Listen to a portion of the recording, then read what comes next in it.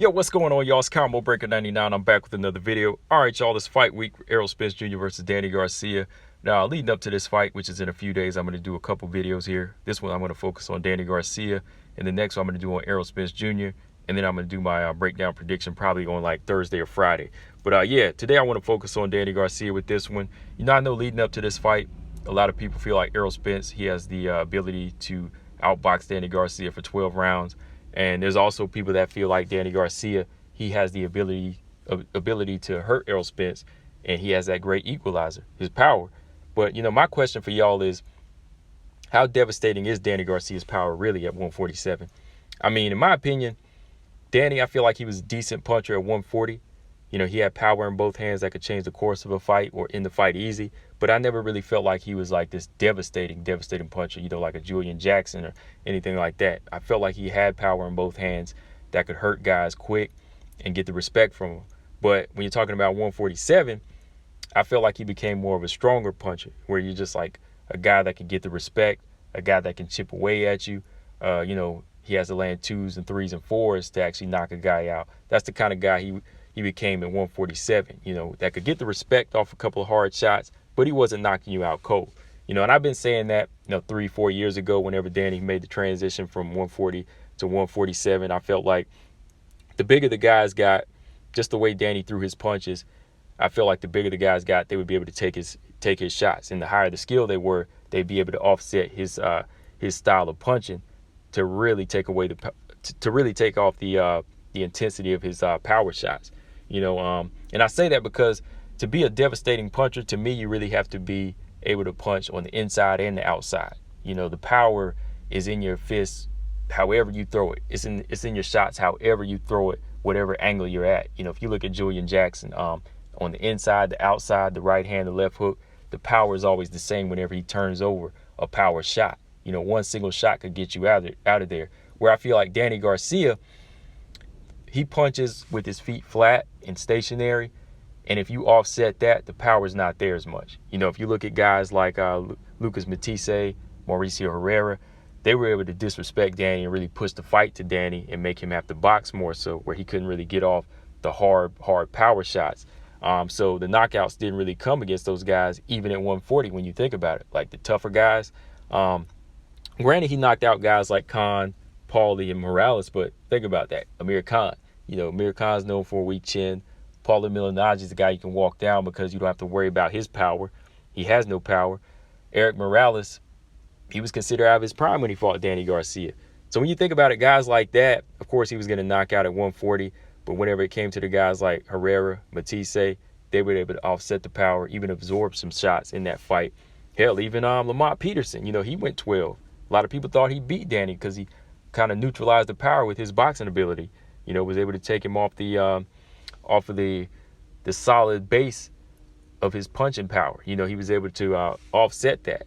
Hell, Zab Judah went 12. A lot of people thought Danny Garcia was going to knock Zab Judah out, but Zab Judah, he went 12. He could take the punch of Danny Garcia.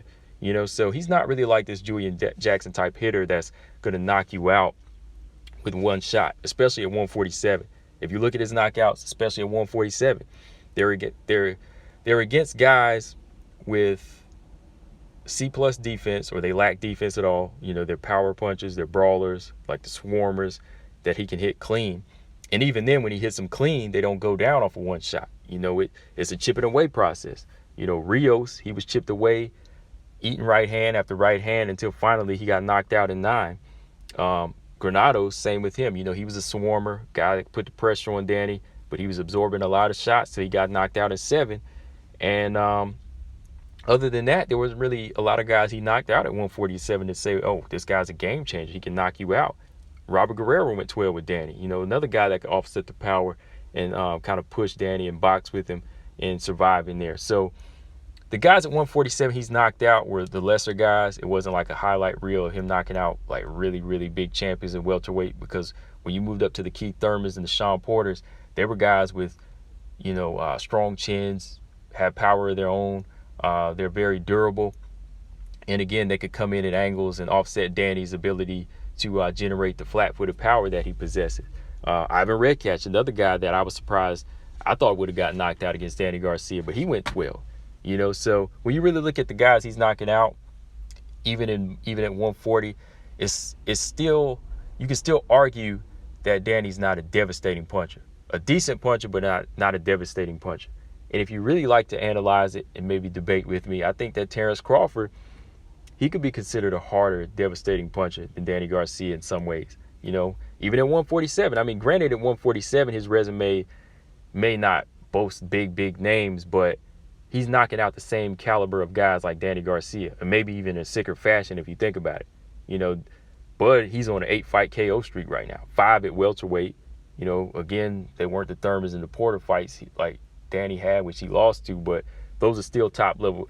They were still, you know, some type of top level competition at the same level of Danny Garcia.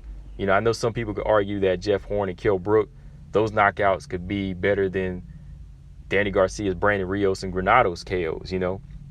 But if you really look close, once again, if you really want to analyze it, Danny's never been on a long KO streak. You know, and to me, to be a devastating puncher, you have to be on like this highlight reel type of KO streak where you're just knocking guys out with, you know, within 1 and 2 rounds, you know. And Danny hasn't done that. If you really look at his resume, you know, granted he's fighting top level competition at times, but you should be knocking out top level competition too if you want to be considered a devastating puncher. So he's definitely not like a Deontay Wilder or Michael Moore or a Thomas Hearns when it comes to the power. You know, he's definitely a strong puncher. You know, definitely a strong puncher, but I would never say he's like devastating. So with that, I'm not going to say that the power is going to be the equalizer in this fight against Errol Spence.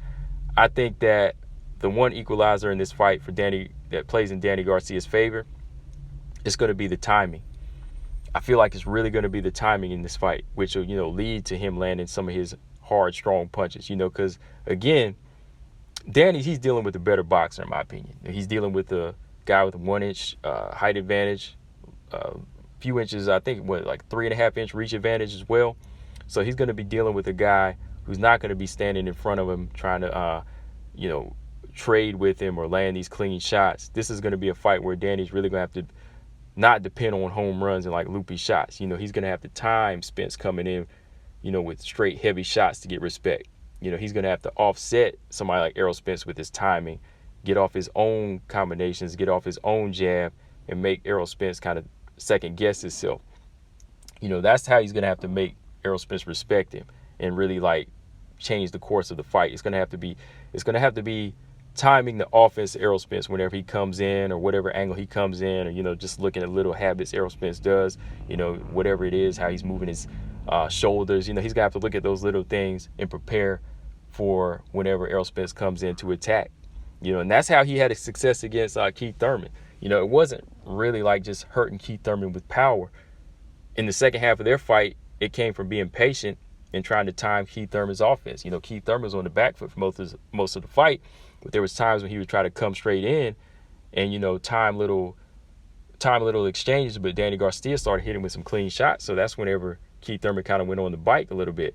So yeah, man, I think that this is going to be a fight where Danny Garcia, he's going to have to, you know, be prepared for a chess match with Errol Spence. He's also going to have to do, you know, he's going to have to prepare for a chess match. It's not going to be an explosive fight where I feel like people think, you know, Danny Garcia is going to go in there and knock Errol Spence out or chip away at Errol Spence, even that, because, you know, Errol Spence is a large welterweight, you know, so I know that Errol Spence can definitely take the punch of Danny Garcia, but, I mean, one of those shots that Danny throw definitely could change the course of a fight clean, but that's my thing. Like, I don't see him hitting Errol Spence clean with some of those wild shots that he throws. So, yeah, with that being said, I really think that a lot of people feel like Errol Spence would get hurt in this fight or Danny Garcia could knock him out because they're still thinking about the accident. You know, they're still thinking it's a dangerous fight because, you know, he's coming off a serious accident, and that's why people are really putting that into play. But if Spence is on his game, then I really don't see Danny Garcia hurting Errol Spence, let alone knocking him out. But guys, let me know in the comment section what y'all think. Is Danny Garcia a devastating puncher in y'all's opinion? Do you see him hurting Errol Spence in this fight in his power? And about his power, is it really the great equalizer in this fight? Let me know, guys. Combo Breaker 99. I'm out. Subscribe. Peace.